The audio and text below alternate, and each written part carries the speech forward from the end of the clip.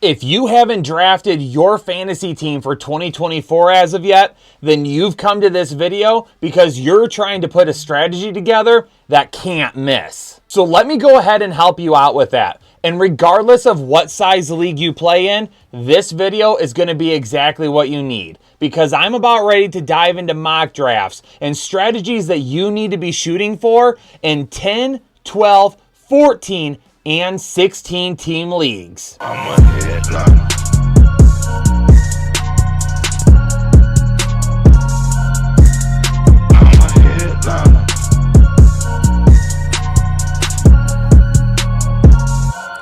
Yo, what's going on, Headliner Nation? Today's video is different than anything that we've done on the channel before.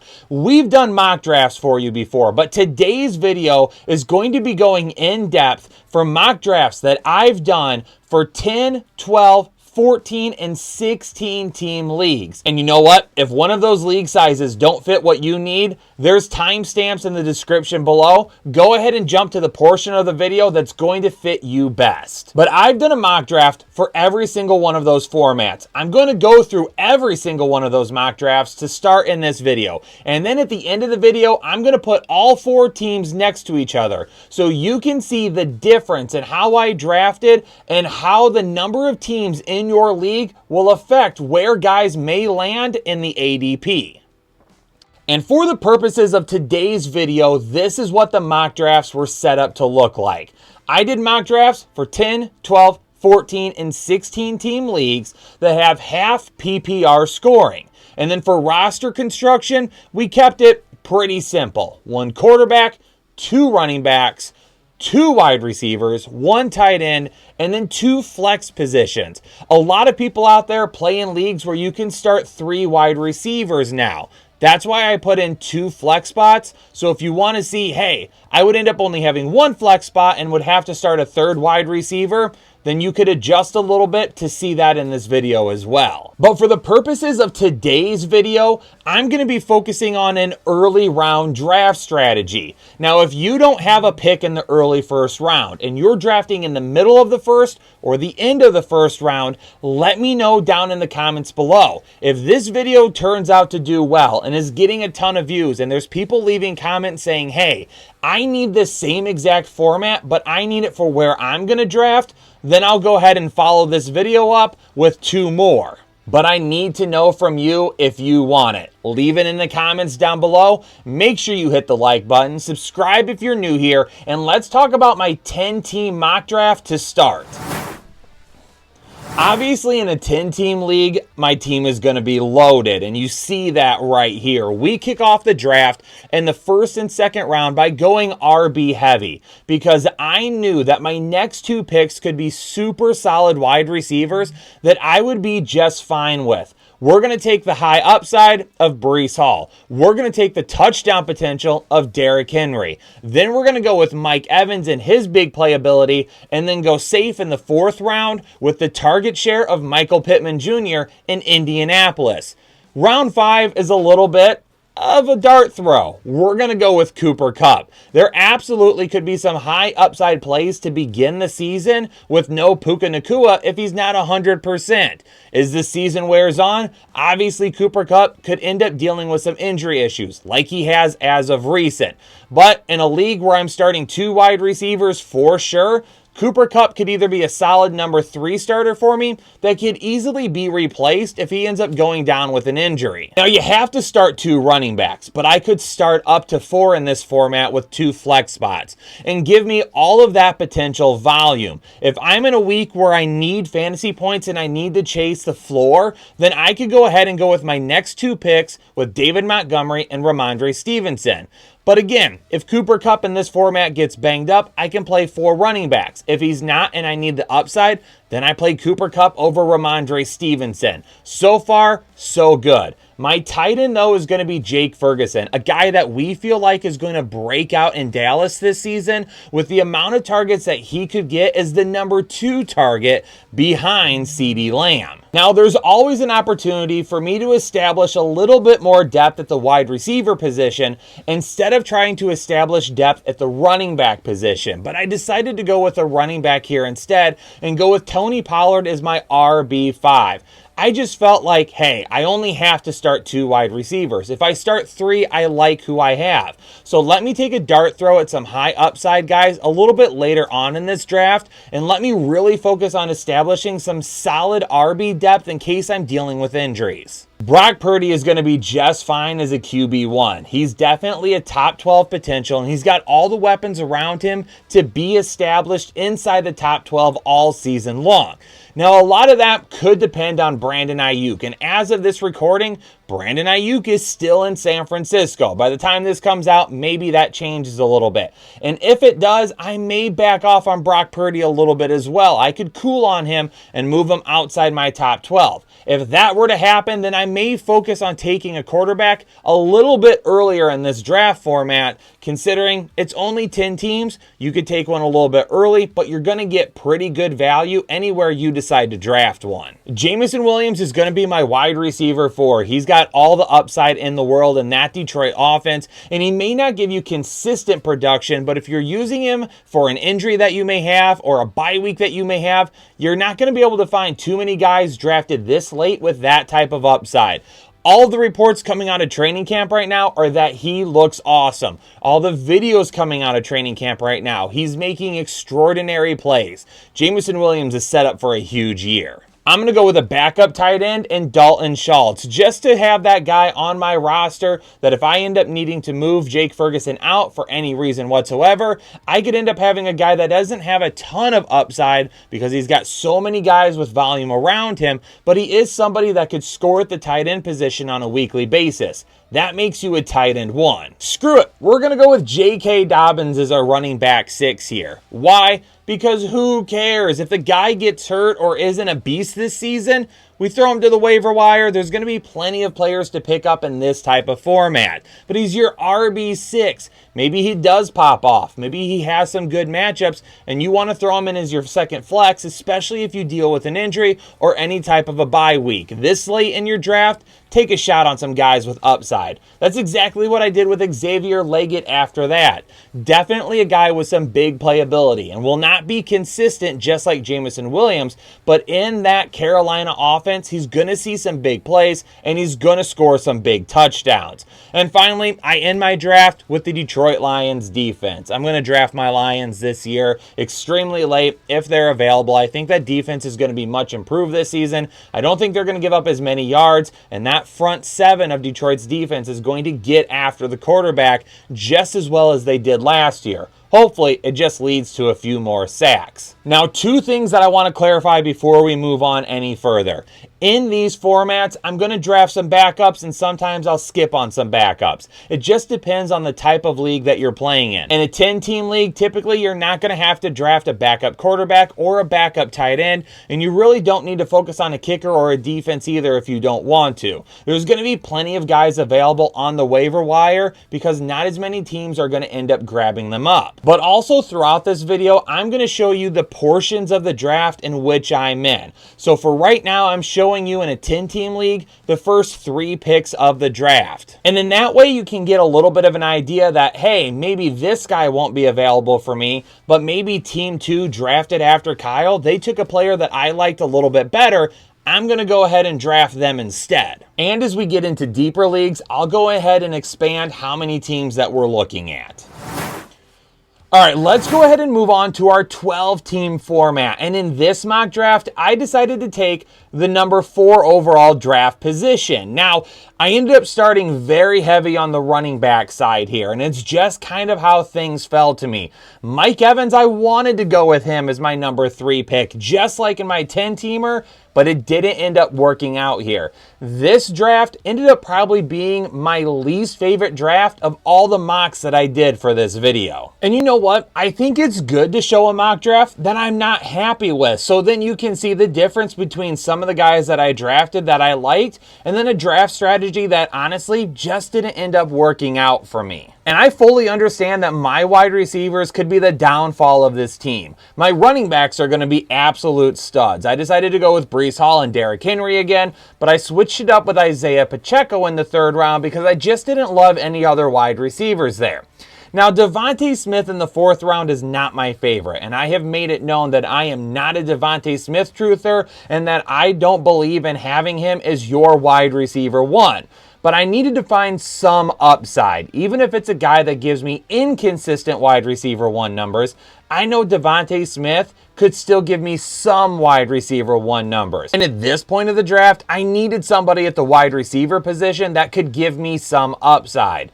But you know what? Since I knew my wide receivers were going to be tough to look at, I needed more upside on my team. So I decided to go early with George Kittle. Now, waiting on a guy like Jake Ferguson, still a preferred method for me. But with how this draft started, I said, you know what? I need to add some upside to my playmakers here. I'm solid at running back. I've got Devontae Smith, who does have some upside, but not nearly enough consistency. Maybe I can grab some decent wide receivers late. Let me go for one of the highest upside tight ends possible. And you know what? Maybe if my wide receivers let me down in any given week, George Kittle can help make up for that. Chris Godwin and Rashee Rice could end up being pretty decent picks at the wide receiver position. Now, for this team, considering the format that we're playing in right now, I'm probably only going to be starting 2 wide receivers per week. So I'll throw Devontae Smith out there every single week, but I'll go with whoever has the better matchup between Chris Godwin and Rashee Rice. Rashee Rice probably going to be a guy that offers me a little bit more consistency. Chris Godwin, maybe he's going to be a guy that offers me a little bit more upside. But then I decided to go with Jaylen Warren as my RB4. Now, this is definitely where my team could end up winning this league, is if my running backs stay healthy, stay consistent, and then the guys that I've drafted around them for tight end and wide receiver help give me a little bit more upside to go along with it. Brock Purdy, he's my quarterback once again. One thing you're going to notice in this mock draft video is that I'm consistently looking for several key guys in all of my drafts. Guys that I really love this year and that I want to have on my team. Brock Purdy fits that mold. Breece Hall fits that mold. Derrick Henry. And we'll see more guys as well over the other 2 drafts that we do. Should I have gone with another wide receiver here? Maybe. But you know what? Screw it. I've already messed up my wide receivers. Let me keep enforcing my running backs. Chase Brown could end up being the RB1 in Cincinnati with the most upside at the RB position for them this year. In training camp right now, he's getting tons of work on 3rd down plays, working on that pass protection. We'll see if the coaches trust him in season, but if they do, he may never leave the field.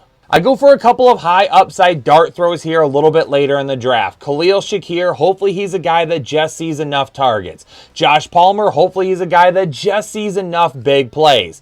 Neither of these guys are probably going to be consistent for me, but I grabbed a couple of guys that have the opportunity to be consistent in their given offenses and maybe at some point in time could become fantasy viable starters for me. I do decide to go with another backup tight end here, and I end up grabbing Taysom Hill. Just knowing that George Kittle is going to be one of those guys that is up and down, if Brandon Ayuk ends up sticking with the team, George Kittle may have some matchups where we say, you know what? Brandon Ayuk could have a field day here. So instead, I'll toss in Taysom Hill. If you've been around the fantasy headliners long enough, you know that me using Taysom Hill at tight end is not something that I will ever recommend to anybody. But in this format, given the way that it played out, once again, I just took a shot at a guy that I'm not going to play all the time, but in good matchups, maybe I could find some upside with him. This time I decided to take the Cleveland Browns defense, and then I go with Baker Mayfield in my final pick to give me a backup quarterback. In a 12-team league, sometimes you may need to go with a backup quarterback. And as you can tell with the team drafting right in front of me, team number 3, they decided to take a backup quarterback. And there were a couple of other teams that drafted after me that also decided to take backup quarterbacks as well. So I said, you know what? I'm going to grab a backup right now just in case, Brandon Ayuk doesn't end up working out. He gets traded. Maybe Purdy loses a little bit of that ceiling. I'll go ahead and take Baker Mayfield and his potential ceiling and with what he did last year.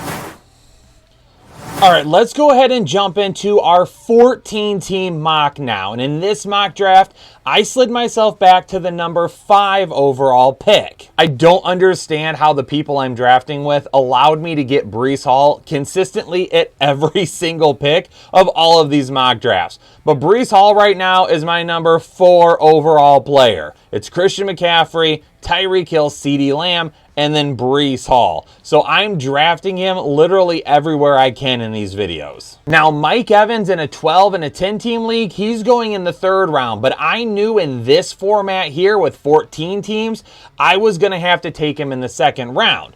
Now, Derrick Henry through the first 2 drafts had been my RB2, but I go back to Isaiah Pacheco as my RB2 here in the 3rd round. I like this balanced start here. Then I add a little bit of upside to go with Mike Evans in the form of George Pickens, and then the safety of my RB3 and David Montgomery. Rashee Rice is my 6th pick, gives me some stability at the wide receiver position after focusing on guys with higher upside over the first couple of picks. These first 6 picks, I felt like I absolutely nailed. Then we go back to Jake Ferguson again, who I already talked about in my 10-team format. I love Jake Ferguson. This start is absolutely crazy. It is insane. I feel like this start right here gives me a ton of potential already. But I decided to change things up a little bit because I went with some guys over the next few picks that give me a little bit of safety, like Isaiah Pacheco and David Montgomery. I also added in Rashee Rice and Jake Ferguson.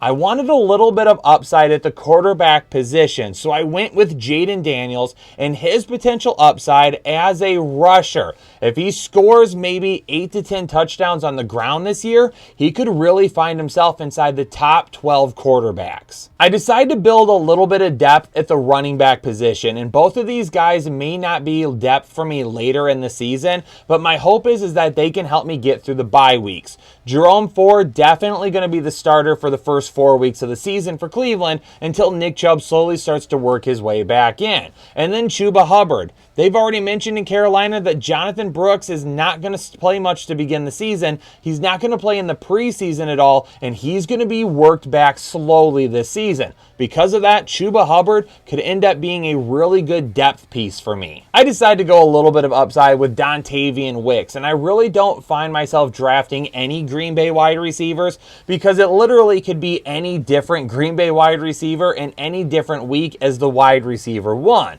And then I decided to go with a backup quarterback in Will Levis, another guy that does offer some upside, but a little bit different than Jaden Daniels. Jaden Daniels offers upside because of what he can do on the ground.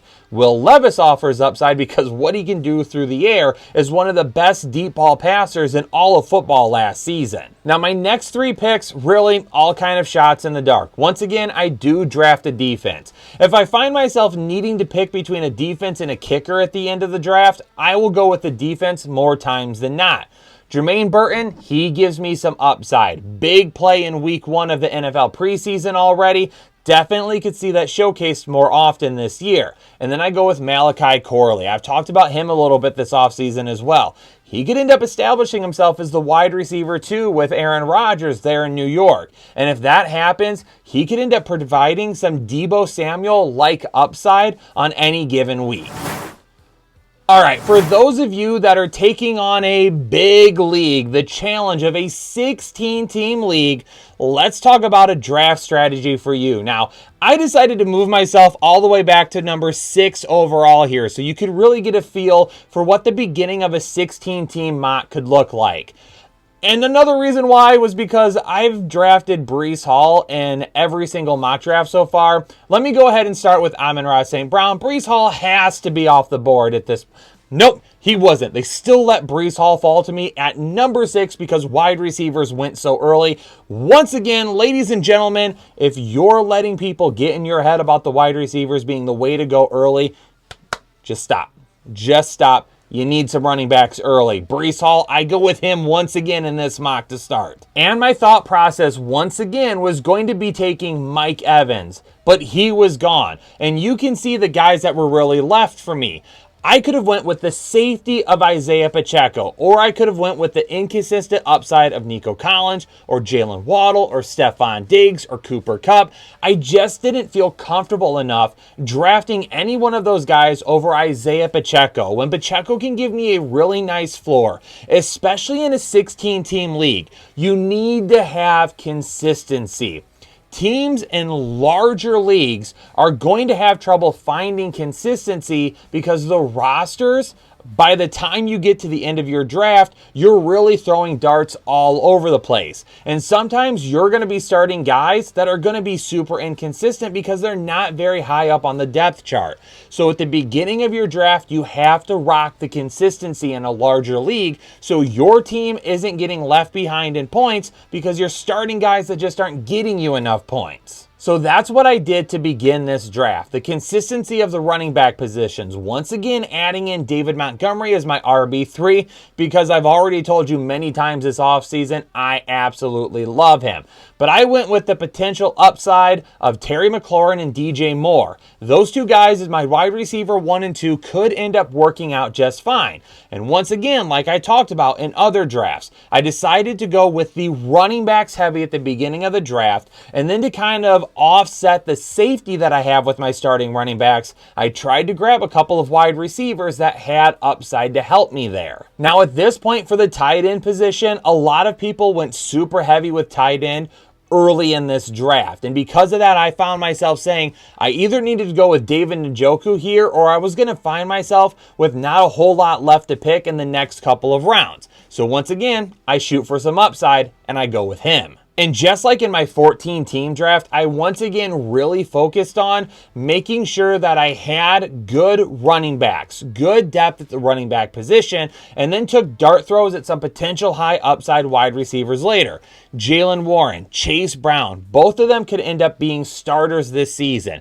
Jaylen Warren, even if he isn't a starter, produces high upside plays on a weekly basis.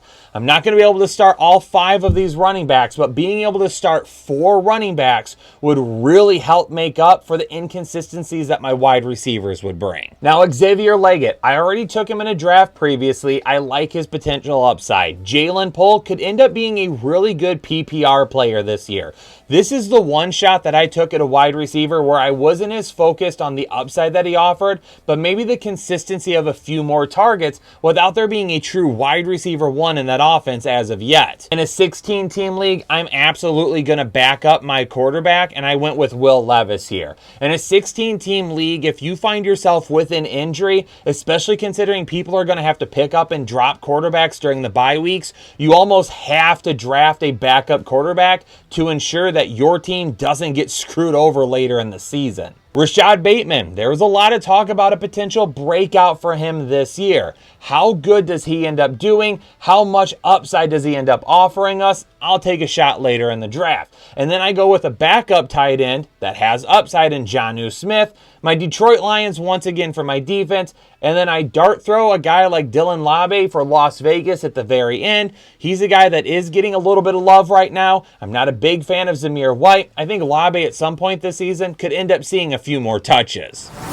All right, let's take a look at all the teams side by side. I've covered 10, 12, 14, and 16 team leagues. And now with all those teams on the screen, you can take a look at what the difference in formats could end up doing to your ADP and what it could end up doing to the team that you drafted and how you may need to adjust what your draft strategy is. Some of these teams worked out and some of them didn't. In the comments down below, I need you to do hashtag that's a winner and tell me which one of these teams you thought was the best. If this video can get 1,000 likes, then I'm going to pick somebody in the comment section down below to get a draft guide for absolutely free. And the draft guide is fantastic because there's a section called the perfect draft where I offer you even more of an in-depth look at what the perfect draft strategy could look like for you in terms of early, mid, and late round strategies. But for now, Headliner Nation, I'm going to go ahead and call it there. Peace out, stay safe, stay healthy, and I'll catch you all on the next episode of the Fantasy Headliners. Analytics off the chain, all the channels not the same. Jake and Kyle, you know the name. Headliner Nation, we running the game.